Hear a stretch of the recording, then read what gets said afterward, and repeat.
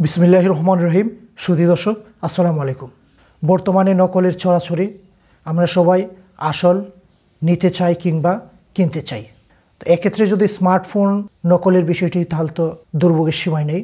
So আমরা সবসময় চিন্তা করি যে টাকা দিয়ে কিনবো, আসল কিছুই কিনবো। তো স্মার্টফোনের ক্ষেত্রে আমরা যদি স্মার্টফোন কিনতে চাই, অনেকে আমরা আসল কিনা নকল সেই বিষয়টি বুঝতে পারি না কিংবা চেক করতে পারি না। তো আজকের এই ভিডিওতে আমি দেখাবো স্মার্টফোনটি পুরাতন হোক আর নতুন হোক, যেখান থেকে কিনেন কিংবা নেন সেটা চেক করে যেন নিতে পারেন, সে বিষয়টি আজকে দেখাবো। কিভাবে আজকে আপনার কেনা ফোনটি আসল কিনা নকল সেই বিষয়টি চেক করবেন কিংবা এনশিওর হবেন, সেই বিষয়টি আজকের এই ভিডিওতে দেখাবো। তাহলে সঙ্গে থাকুন। মূল ভিডিওতে যাওয়ার আগে যারা এখন আমার চ্যানেলটি সাবস্ক্রাইব করে নাই, প্লিজ সাবস্ক্রাইব মাই চ্যানেল এবং পাশে থাকা বেল আইকনটি অবশ্যই বাজিয়ে দিবেন। তাহলে আপনি আমার প্রতিদিনের নতুন নতুন ভিডিওর আপডেট নোটিফিকেশন সবার আগে পেয়ে যাবেন। আর যারা already subscriber, thank you so much. আর যদি ভিডিওটি ভালো লাগে তাহলে ভিডিওর নিচে লাইক বাটন অবশ্যই একটি লাইক দিয়ে দিবেন। তাহলে চলুন শুরু করি আজকের এই নতুন ভিডিওটি।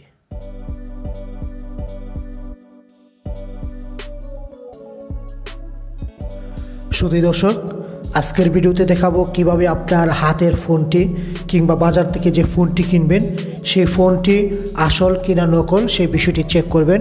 সেই প্রসিডিউরটি আজকে আপনাদেরকে দেখাবো। তাহলে সঙ্গে থাকুন। এক্ষেত্রে প্রথমে আমরা আমাদের মোবাইল সেটের IMEI নাম্বারটি বের করব।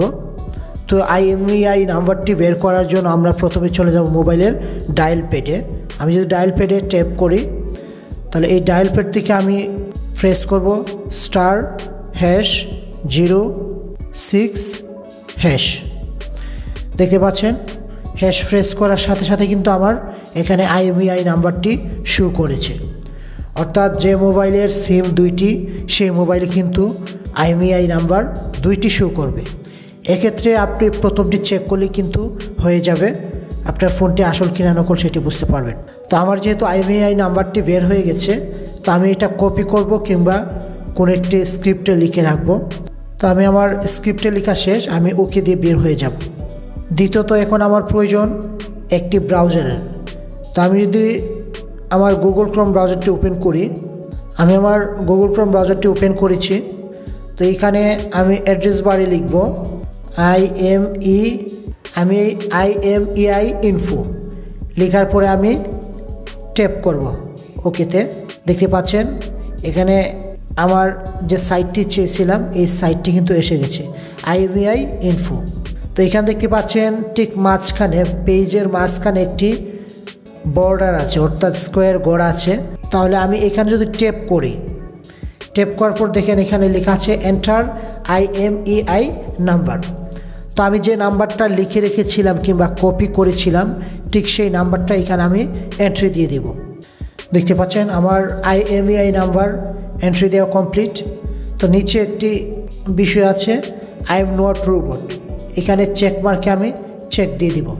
দেওয়ার পরে আমি যে রোবট নই, অর্থাৎ আমি যে মানুষ, সেই বিষয়টা এখানে প্রুভ করব। তো এখানে দেখেন কী লেখা আছে, please click H image contain a bicycle. অর্থাৎ এইখানে এমন ইমেজগুলো আমি সিলেক্ট করব যেগুলোতে বাইসাইকেল সংযুক্ত আছে। তো আমি সিলেক্ট করে দিলাম বাইসাইকেল সংযুক্ত ছবিগুলা। তাহলে আমি এখন নেক্সটে ট্যাপ করে দিব। এখন ভেরিফাই করতে হবে। এখন বলছে বাইসাইকেল আর কোথায় আছে। এটা আপনারা অবশ্য সবাই জানেন যে কোনো একটা বিষয়ে, অর্থাৎ কোনো সাইটে যদি আমরা প্রবেশ করতে চাই, ওই সাইটটা ভেরিফাই করে আপনি রোবট কি না মানুষ সেই বিষয়টি তারা এনশিওর হয়ে যায়। আমার সাইকেল সংযুক্ত হয়ে গেছে, তো আমি ভেরিফাই দিয়ে দিব। হ্যাঁ, ভেরিফাইড, অর্থাৎ আমি যে মানুষ তারা বিষয়টি কনফার্ম হয়ে গেছে। এখানে যাওয়ার পর এখন আমি চেক একটি বাটন আছে স্কোয়ার গড়ে নিচে, আমি চেক বাটনে ট্যাপ করে দিব।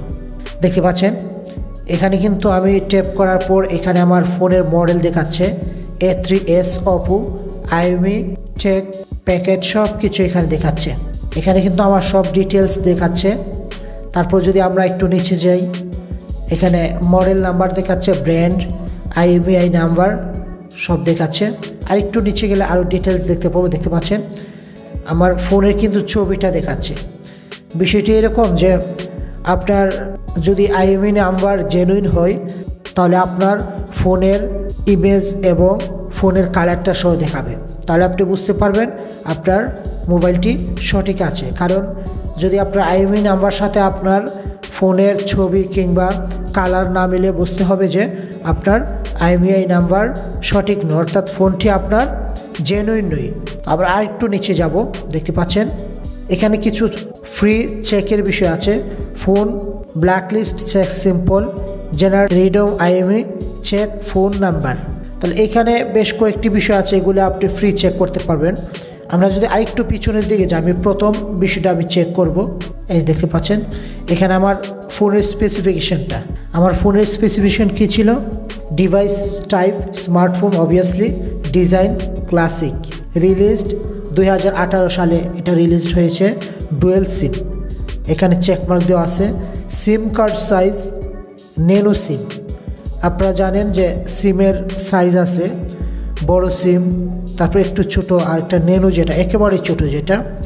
সিম কার্ড সাইজ ন্যানো সিম, জিএসএম 850 থেকে 900, 1800, 1900। এখানে আমার সব কিছু এলটি, এটা হলো version, touch screen okay, weight হলো 168 gram, memory card micro SD, RAM memory, অর্থাৎ আমার এটাতে র্যাম আছে 2 GB, operating system OS, that means operating system Android 8.0 Oreo, chipset, তারপর সিপিইউ ডিটেলস। এখানে আরও আপনি যদি আরও দেখতে চান রিড মোর, এখানে ক্লিক করলে আরও দেখা যাবে।